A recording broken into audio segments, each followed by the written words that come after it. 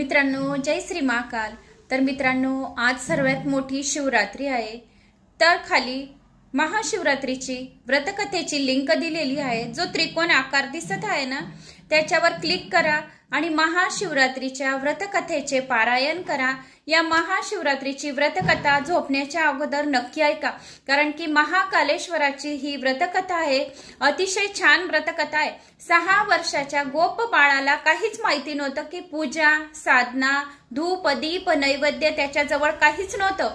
पण त्याने उज्जैनच्या नगराचे राजा जे होते, चंद्रसेन राजा, त्या राजाची फक्त राजा कशी पूजा करत आहे हे बघून तो घरी आला आणि त्याने जवळ एक गोटा घेतला आणि त्या गोट्यावर छोटे छोटे गोटे वाहत होता। धूप, दीप, नैवेद्य, पंचामृत, बेल वगैरे समजून त्या दगडावर तो एक एक गोटे ठेवत होता आणि मंत्र, साधना ते सुद्धा त्याला काही माहिती नव्हतं। पण हर साम सदाशिवाय नमः, हर साम सदाशिवाय नमः या मंत्राचा जप तो करत होता।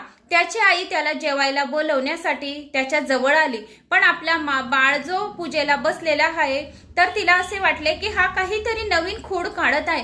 म्हणून त्याच्या आईने जे दगडाचे गोटे छोटे छोटे त्याने शिवलिंगाला वाहिलेले होते, ती सर्व त्याची पूजा उधळून टाकली आणि त्याला चांगले रट्टे दिले 2-4 आणि त्याची आई घरात गेली आणि फटकी गोधडी घेतली आणि तुटलेल्या झोपडी होती त्यांची, त्या झोपडीत ती झोपून गेली।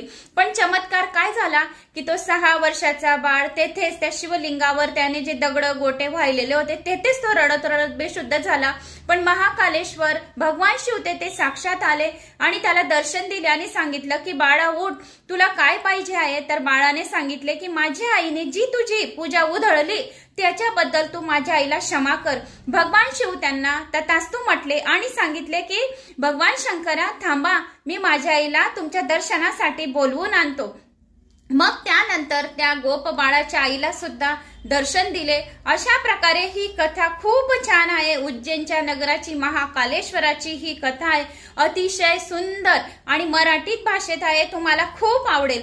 तर नक्की जो खाली त्रिकोण दिलेला आहे, खाली जी लिंक दिलेली आहे त्याच्यावर क्लिक करा आणि उज्जैनीच्या महाकालेश्वराचे आपण पण दर्शन घ्या। स्वप्नात महाकालेश्वर भगवान आपल्याला साक्षात दर्शन द्यायला येतील, आपल्या मनाच्या सर्व इच्छा कामना पूर्ण करतील। ही व्रतकथा अशी आहे की आपल्याला संतान प्राप्ती, चांगले आरोग्य, दीर्घायुष्याची प्राप्ती आणि जेवढे काही 7 जन्माचे आपले पापे जे झालेले असतील, आपल्या हातून छोटी मोठी कुठलीही पाप ती नष्ट होण्यासाठी ही व्रतकथा आहे।